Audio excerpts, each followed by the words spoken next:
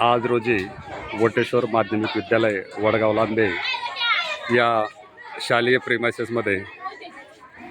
नागरिकशास्त्र आणि लोकशाहीच्या संदर्भात विद्यार्थ्यांना प्रत्यक्ष मतदानाचा अनुभूती मिळावी यासाठी एक प्रयत्न करण्यात आलेला आहे। आज सर्व विद्यार्थी ज्यांनी आपलं मतदान कार्ड म्हणून आपलं आधार कार्डची झेरॉक्स सोबत आणलेली आहे आणि या ठिकाणी ते सर्व विद्यार्थी नियमाचं पालन करून या ठिकाणी विद्यार्थी सर्व मतदानाचं प्रक्रिया प्रत्यक्षरित्या समजून घेत आहेत। आज शाळेच्या माध्यमातून विद्यार्थ्यांना लोकशाही कशा प्रकारे चालते, मतदान प्रक्रिया कशी होते याचं इत्थंभूत माहिती मिळावी आणि प्रत्यक्ष थेरॉटिकल न करता प्रॅक्टिकली माहिती मिळावी म्हणून आजच्या या मतदान प्रक्रियेमध्ये शिपाईची भूमिका जे बजावत आहेत असे किरणदादा, मतदान अधिकारी क्रमांक 1 आमच्या शाळेतले आमचे सहकारी गौतम निकम सर, मतदान अधिकारी म्हणून जे आजची भूमिका पार पाडत आहेत अशा ज्येष्ठ शिक्षिका सूर्यवंशी मॅडम आणि मतदान क्रमांक अधिकारी 3 म्हणून ज्यांनी आजची जबाबदारी पार पाडत आहे अशा गणिताच्या शिक्षिका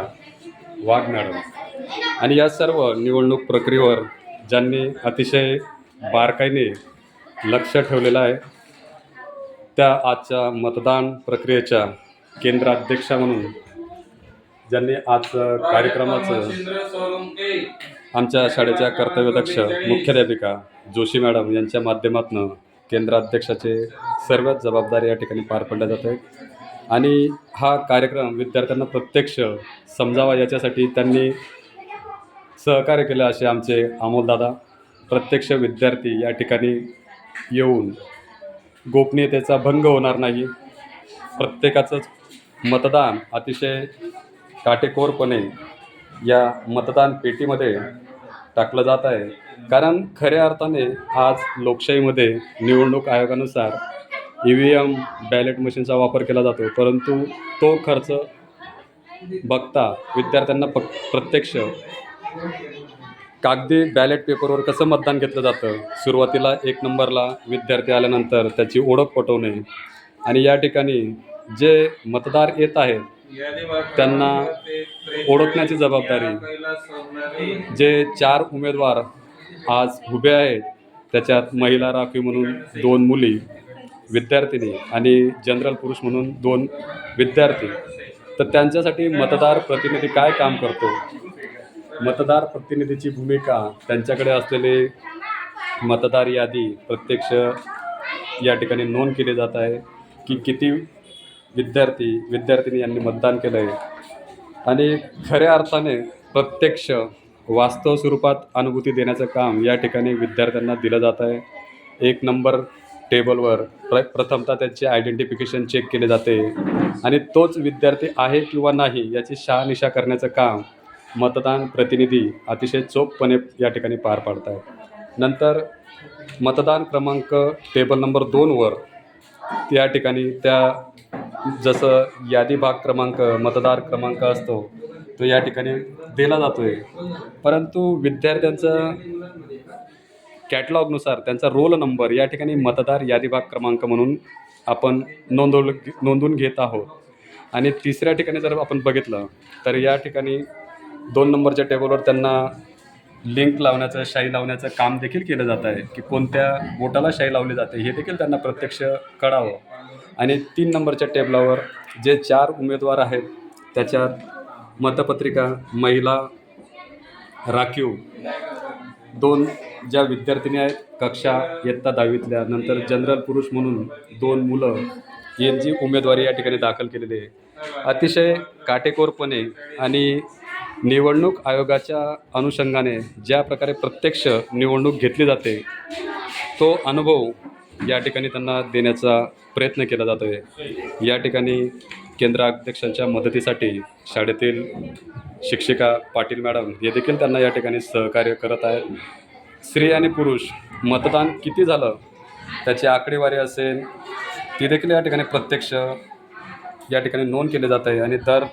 1 तासांनी खऱ्या अर्थाने निवडणुकीमध्ये 2 तासांनी आपण टक्केवारी काढत असतो, परंतु शाळेचे विद्यार्थी संख्या पाहता दर 1 तासाने या ठिकाणी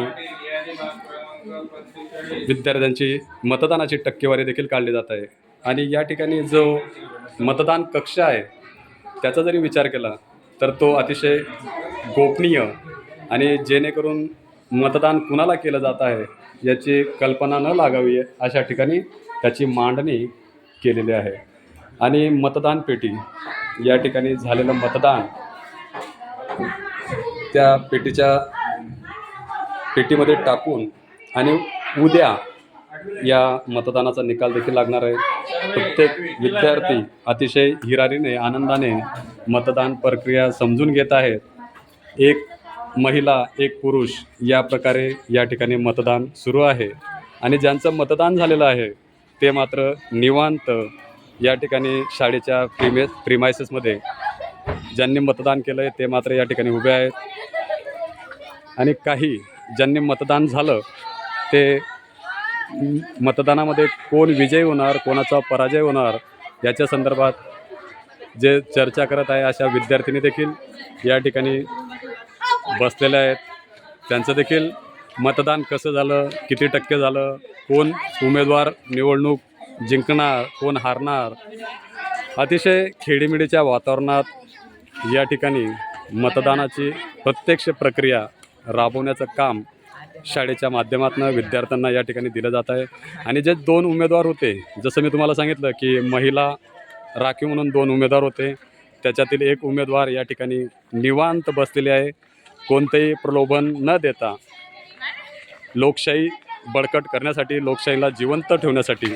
आपण कशा प्रकारे मदत केली पाहिजे अतिशय आनंदाच्या वातावरणामध्ये आणि खेडीमेडीच्या वातावरणामध्ये या ठिकाणी निवडणूक